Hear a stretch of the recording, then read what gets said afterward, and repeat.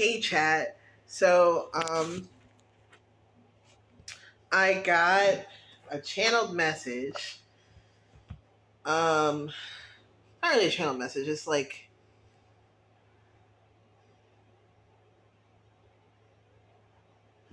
usually I get like a word or a phrase that comes with the pressure to read and do a reading for you guys, and today it's you have now been promoted. You are our elite employee. You have been promoted. You are now one of my elite employees. But I'm getting like the energy of whoever's being promoted is like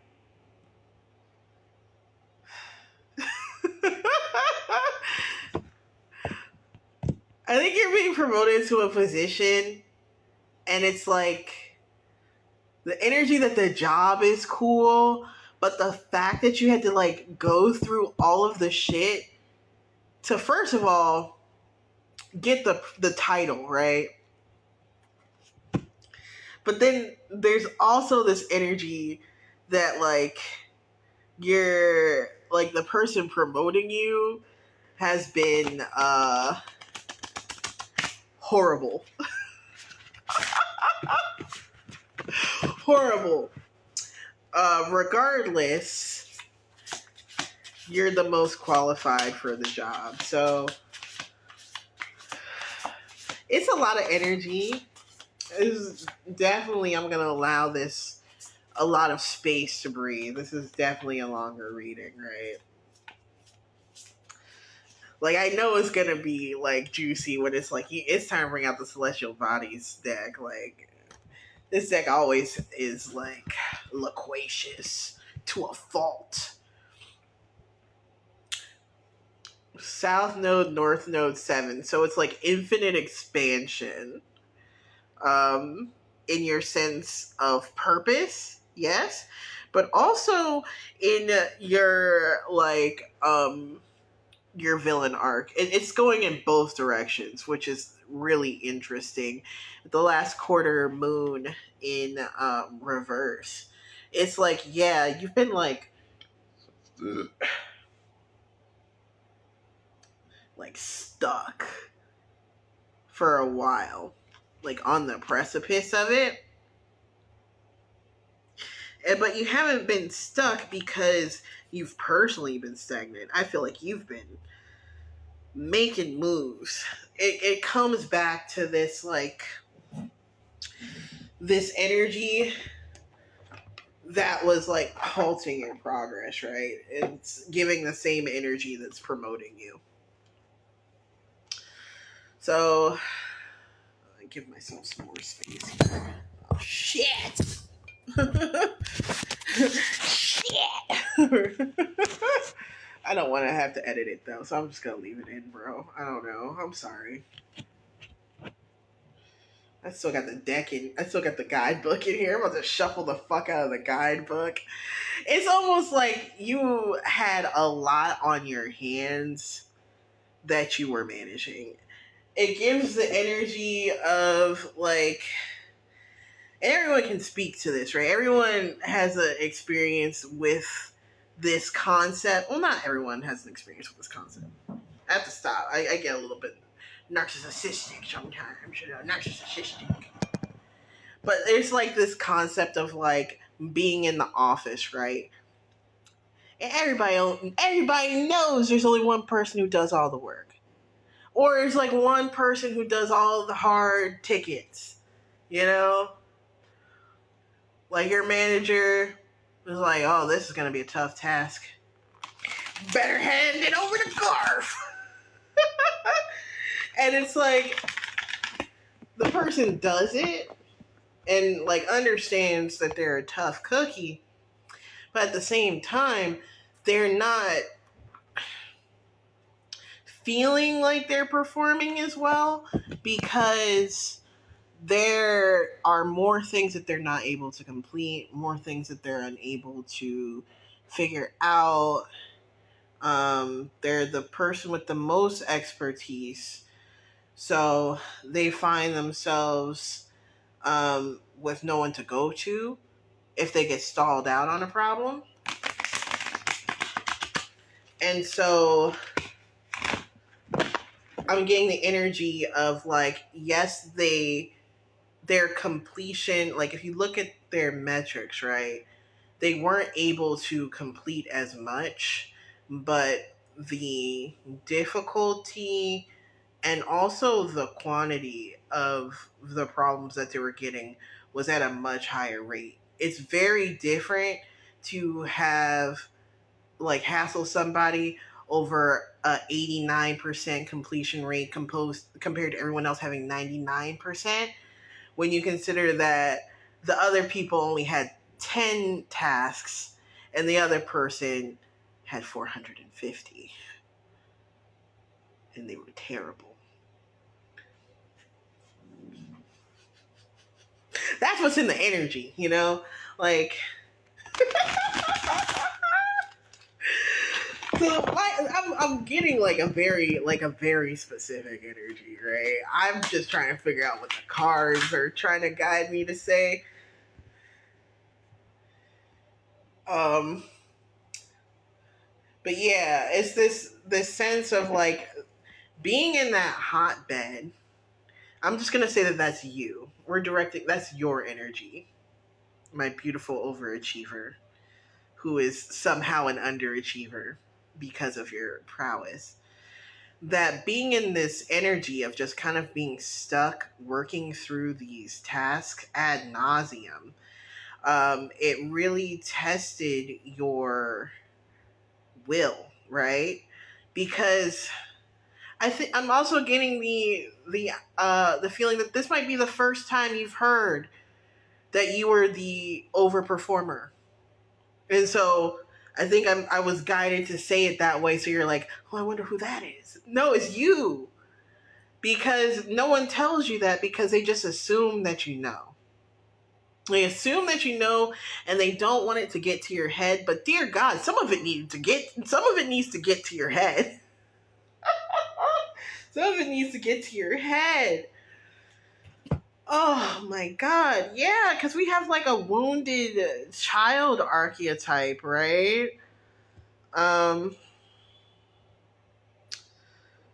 There's like this desire to serve other wounded children. So you're just doing it because it's just a part of who you are. I don't even think you have a complex about like doing the tasks that need to be done because they need to be done and no one else is doing them, because you just feel like that's what you're supposed to do because things need to get done or else nothing happens.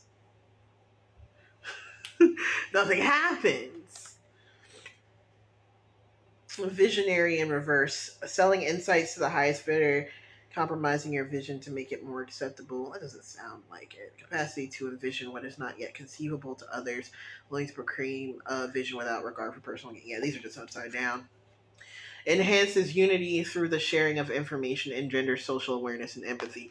Yeah, so that was just like one example. I was a customer service person, so I was using that as an example. But like this could be like social media. This could be any work environment. This could also be social environments too.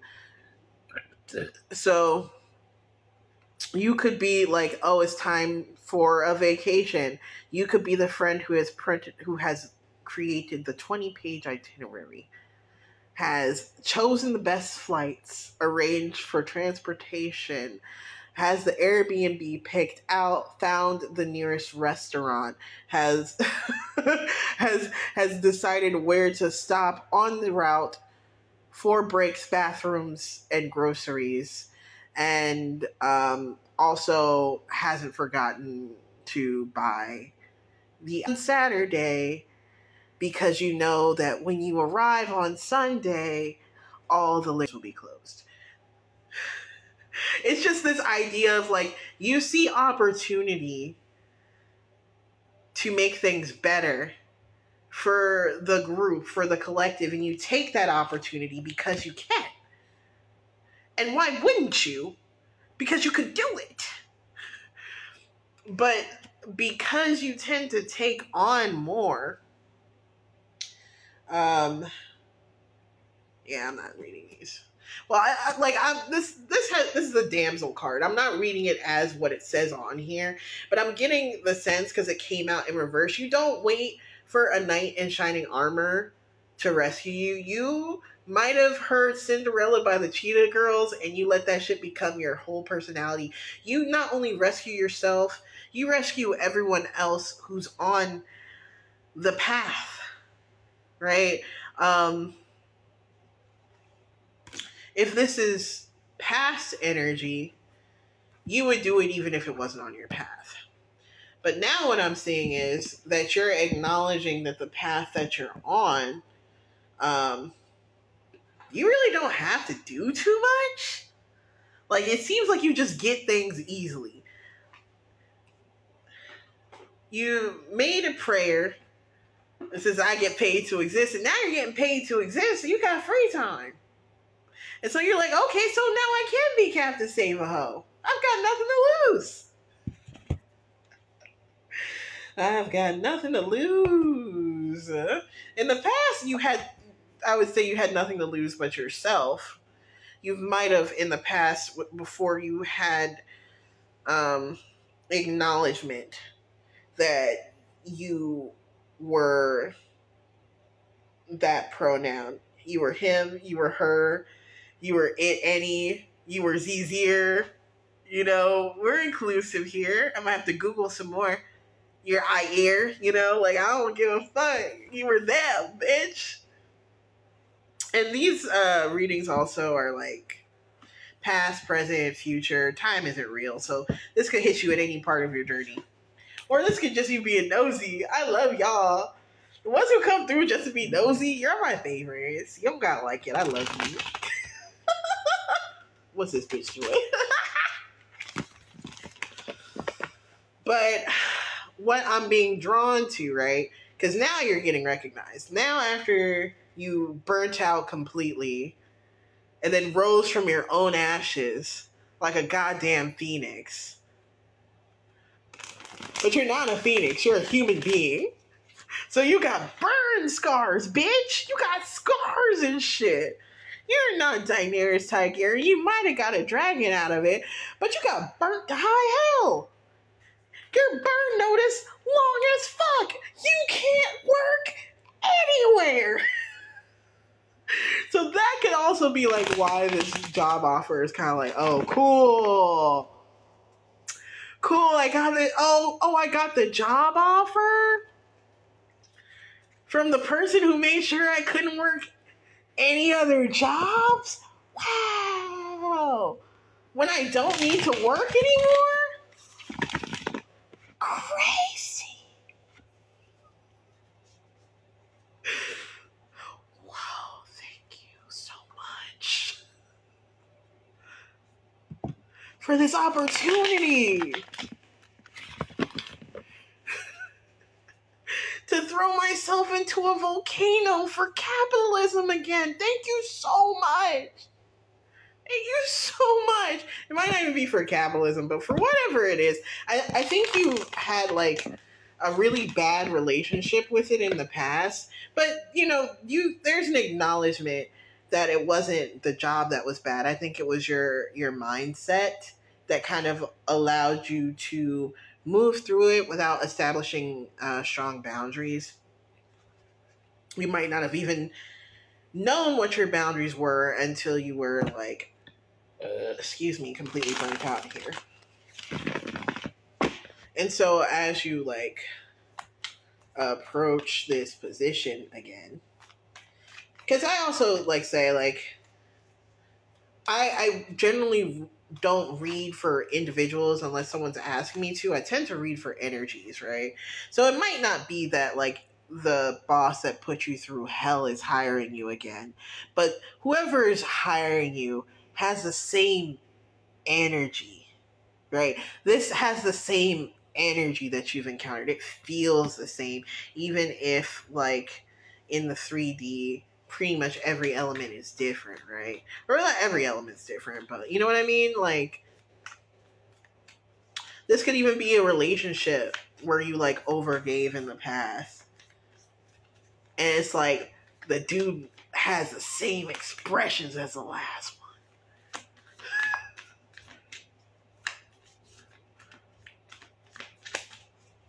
Did you steal his eyes? Through dark magic? No, it's just the same energy coming up again, the spiraling nature of the universe. We're going through a yin-yang tunnel of polarity, so things are gonna seem the same even when they're completely different. If you have pattern recognition and untreated mental illness, it can really send you for a fucking loop. You know, that some of these experiences are so energetically similar, you think that there is like some dark organization orchestrating it, and the dark organization is really just the wormhole dark matter of our universe, putting you in energetic stasis that is also a push and pull of movement, because that's what life is.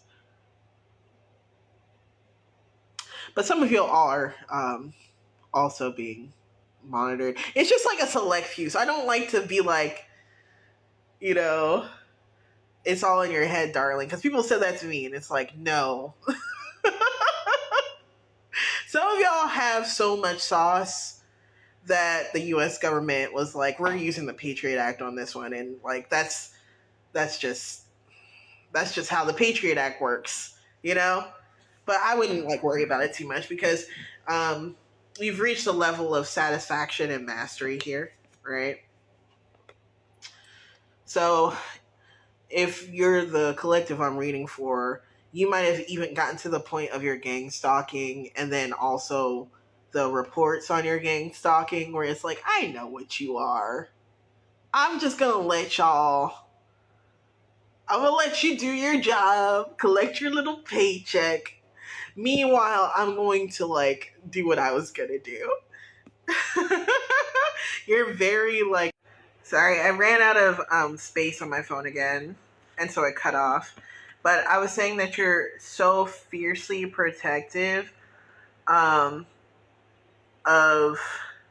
whatever emotional motivation that you have, or whatever emotional motivation you have is not going anywhere. So if it's like you're moving out of like spite, or you want to get back everything you lost, or you want to protect your inner child, you know, it's like you're willing to do that by any means necessary. So you're walking in a spot like, I'm here to protect my fucking inner child, bitch. Like, you're not gonna do anything to shatter my spirit by any means necessary. And so you're gonna have like a different energy coming into the promotion that you might have not had in the past. In the past, you didn't really realize how important that was. So you might have been like, thank you, Mr. Boss Man. I'd be happy to do whatever you want. I'm just little miss. I just, do what it takes. I don't care about none of that. Yeah, basically you're no longer interested in being shackled to anything that forces you to sacrifice what's important to you. And that's a power move. And you just start like doing the little dance and everything, you know? And I think that's where I left off for go to part 2.